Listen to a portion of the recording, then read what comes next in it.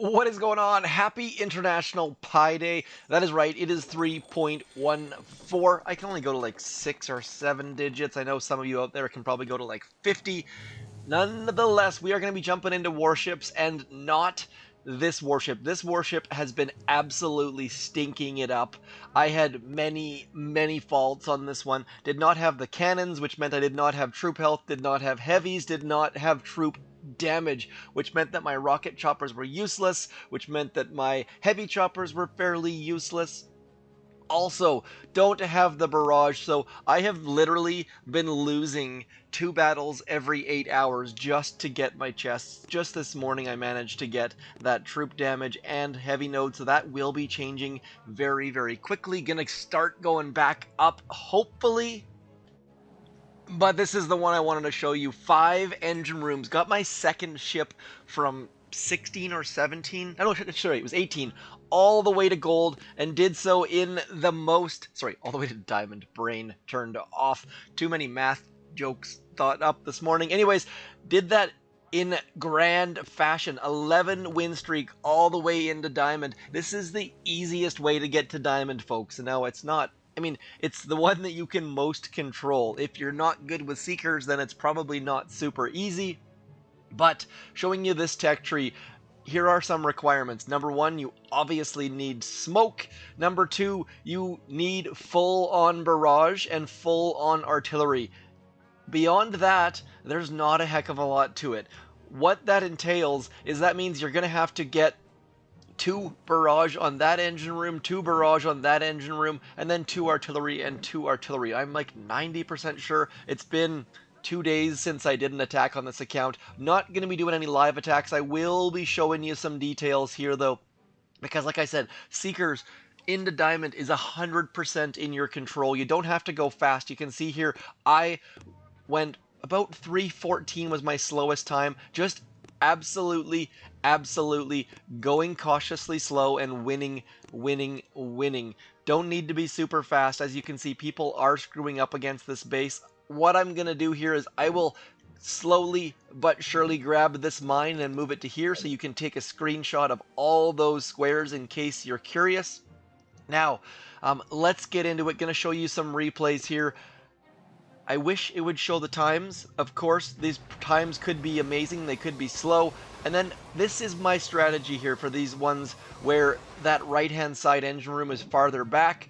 And what that does is it gets these left-hand side Seekers. The closest engine room for those guys is that one. The closest engine room for these ones is that guy. And then over here, those ones are going to take this engine room out. So I've got 3 engine rooms under attack at the moment. Not using a heck of a lot of smoke except for on that right hand side where that shock mine was in play, and then just cruising on through. Out comes the barrage, getting that far engine room. Down goes that one. There is the barrage there as well, and then there's the 2 artillery, and then booyah kasha, down go all 5 engine rooms. Like I said, not a ton of skill required there. I mean, Seekers definitely takes a little bit of time to wrap your mind around. Hopefully you do some attacks down at 17, 18 like you might have saw in my video last week. And then just crushing bases. As soon as you get barrage, things just get so much easier. 5 boats on that left hand side, 3 boats on that right hand side with the iron will. Now, quick note here. Because we only need to get 3 engine rooms, we can BART that one, don't need to worry about it, and we can BART that one. So all we really need is our Seekers to get that front engine room on the right, and those 2 on the left, and easy peasy, just like this. Leaving the smoke there, and then the barrages come out. Down goes engine room number 1, down goes engine room number 2, taking things super slow. Now, Seeker slow is very different than every other troop slow. So if we were to show Jiro's attack, for example, they are bringing out some heavies, some bombardiers, and Kavan, and they're going to barrage out some engine rooms. But I feel like anytime you exit a battle when a spell is active, whether it be Second Wind or I think that's what's crashing the game, you know? Anyways, let's get in. I'm going to keep showing you these things, showing you a couple different strategies, couple different tips. Now, I assume that we're going to do the same thing. Nope, we're going up that right-hand side with those guys, bringing these guys in, barraging that one, barraging the other back one, and then we end up with a couple artillery there. Again, don't have to be fast. I like to throw some smokes out there as when I know my Seekers are going to hit a shock mine. That way they can catch up later on. Moving down the attacks. These battles are a little bit... This base is a little bit better. These bases with the 4 or 5 engine rooms all in one spot. But again, just sneak the Seekers up that left-hand side, and then they can go through all of the engine rooms. Only need to get 3. You can BART out 2, so that is your focus. Find 3 engine rooms you can get somehow, some stinking way. I wish they would show times. I don't know what my fastest time was with Seekers. 328. I think it's like 335 is somewhere in that neighborhood.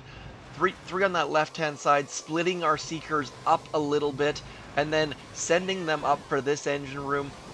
Right about there. One more smoke on top of that shock mine. Smokes on top of shock mines, fairly darn important. And you see this? Like, we're just waiting. Getting all of our Seekers into position as we use our gunboat energy to BART out a couple different things. I actually used a shock on this one, which is very, very unusual, I have to say. Out come some more barrages, some more artilleries, and then just like that, down goes No Fear. Great set of shirts back in 1997? Something along those lines. And again, that left-hand side, sneaking in that left-hand side, coming in the side door makes a massive difference, because all of a sudden, we're up close and personal with 3 engine rooms, and as we already talked about, all we need is 3 engine rooms, so make sure you do use this left-hand ramp. I know it feels like it's out in the middle of nowhere, but if you can get your Seekers onto 3 engine rooms, it is incredibly, incredibly useful.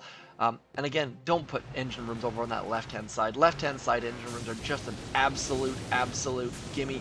Now, was Brick being super useful for us? I really, really don't think so.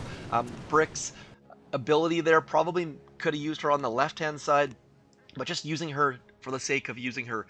This one was my lone screw-up in 11 battles, and I utterly and completely screwed it up. So what I'm doing here, that first boat of Seekers, its job is to clear mines. We're basically sacrificing a boat. Same thing on this right-hand side.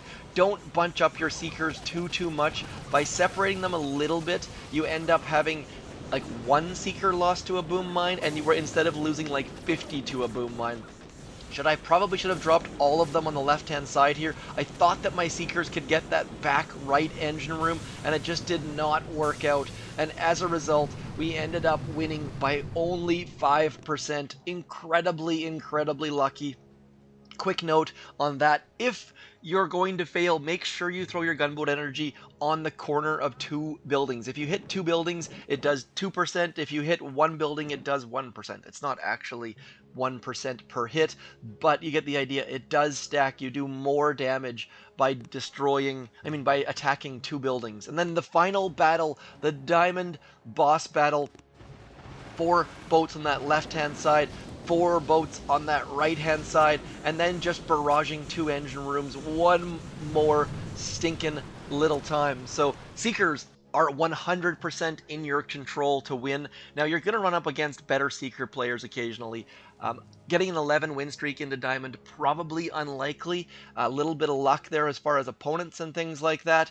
But nonetheless, even if you win 3 out of 4, 2 out of 3, you're still going to progress into Diamond. It does essentially require instant training, because I find with Seekers more than anything, you get into that groove, and you can't, if you run out of troops, your groove is going to get cut short. But just wanted to let you know that I know some of you probably don't like Seekers, and I talk about how easy they are. There is definitely some skill involved, and also you need a base. This base is 1000% required. My other base, if you watch my previous video, I basically just dropped an extra engine room and I was getting beat. So spend some time, design a base, bring some Seekers, and I will see you in gold. Other than that, as per always, consider throwing code ZMOT down there in your creator boost in every single Supercell game, and even Space Apes Boom Beach Frontlines. I shall talk to you soon, though. Thanks for coming in. I'm ZMOT. Peace.